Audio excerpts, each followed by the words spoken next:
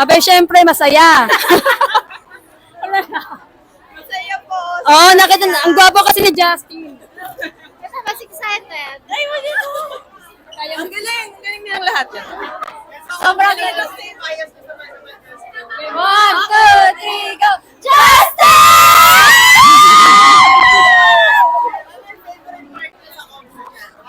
Lockdown! Nag-rap si Justin! Si Justin! Pangarap niyo po kasi mag-rap! Oo, natupad yung pangarap niya. Oh my God! Saya!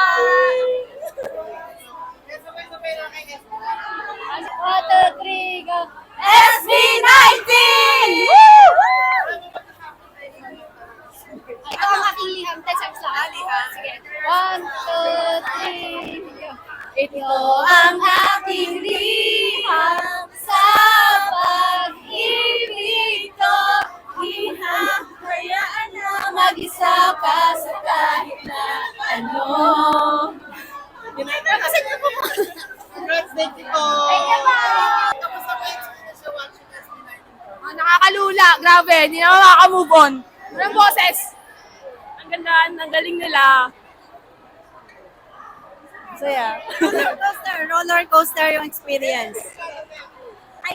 I'm from Butuan City. So, I booked 2 days VIP tsaka pero sulit naman po yung pagod, yung gastos kasi nakita ko yung ultimate bias ko si Josh Cullen. Ay, 1, 2, 3. Josh Cullen! Pahinga ka na. Ay nga! Matulog ka naman, hoy! Ayun, ano yung best experience for Lahat. Pamili kasi ang kanya-kanyang highlight. tsaka epic din yung parang pagbukas ng coffin wala siya, pero doon siya lumusot sa maliit na butas. Yun, maganda yun. 1, 2, 3. SB19! Sa concert.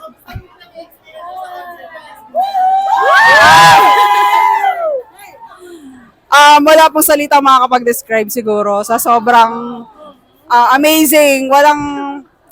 Sobrang umapaw yung talent na nasaksihan namin. As a Lobo, sobrang nakaka-proud at hindi namin makakalimutan yung experience talaga. Yun. best experience or best part of concert na Kayo ba? Ako ba kasi personally, pinaka-nagulat ako dun sa Glock 9 Prod. Yun yung simula doon, onward, sobrang pero lahat naman, actually every part nung concert, sobrang, sobrang, wala akong masabi talaga.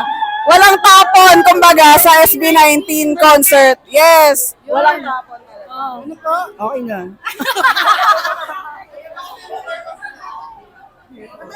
ano? Sabay-sabay din, sino bias mo sa SB19? Pablo Stel! Pablo Stel! Lahat po sila. Pablo! Pablo! Thank you po. What's your name and fan ka talaga ba ng SB19? Opo, Sed na lang. Ilan taon ka na? 16 po. And where are you from? Dasma Cavite po. Dasma Ikaw Cavite. ka. So, talagang pumunta ka ng SB19 from Cavite to... Opo, kasama ko yung mama ko. Oh, supportive din Opo. yung mama. Fan din po siya. So, gano'ng katagal ka ng fan ng SB19? 3 years po, since Mapaira. 3 years, 2 years, gano'n. So, lagi ka nanonood sa concert nila. Opo. First concert ko po is Homecoming Wyatt.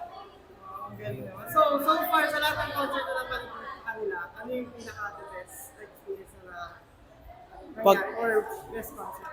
Kick off. Kasi 2 days yun, tapos ang dami ko nakilalang bagong friend. Doon talaga nag-start yung mga friends ko. And ngayon naman, kamusta yung experience mo with the SB19 concert? Sana naglaan ako ng tissue. Hindi ko in-expect na iiyak ako. Si Ken, ang daming iyak moments, tapos nakaka-proud kasi nakita kong nag-rap si Ja, si Stella, yun. Ang dami na na-try na new things. And sino yung bias mo sa SB19? Si Ken. And ano pa inspiration na ako na ginawa? Moonlight lang, ako yung moon. Moonlight. And best part ng concert na Yung pinakabit ko talaga yung kakolab nila si Glock 9. Yung simula sa... Yan ano ka tour, pati ka na. Ngayon lang po. Yan, ayun lang naman so far. So, yan. May sa SB19 naman dyan. SB19! Oh, may sample ka lang sa SB19 dyan. Gusto mo mag-get? Ay, Moonlight na lang gano'n. Okay na ba? Sa mga mata. Hindi po ako singer. Ito lang po yung may bibigay. Thank you so much. And, so, kamusta ba experience mo watching SB19? As a new fan, okay na okay po. Amazing. Yeah, so sobrang saya. Tapos may mga unexpected na may iiyak ka. Char. Ayun, to sobrang saya. So parang in-exceed nila yung expectations namin na every time na pupunta kami ng concerts at sobrang ginagalingan talaga nila every time. Gano'ng katagal na ba kayong fan ng SB19? Since what era ako eh? Ano bang year? 2020? 2020 ba? 2019? New fan ako eh. 2023 lang because of them. Kaya, and to forever na to. No, forever. Road to forever. Ano na yung best part ng concert na gusto mo? Or memorable Best part. Memorable para sa akin yung si Glock 9. Yung nakasama nila si Glock 9. Like, parang, ayun kasi, di ba parang genre din nila yung pag-rap. So, magandang makita sila may kasamang rapper, known rapper. Yun na napakita nila yung talent nila. Yun.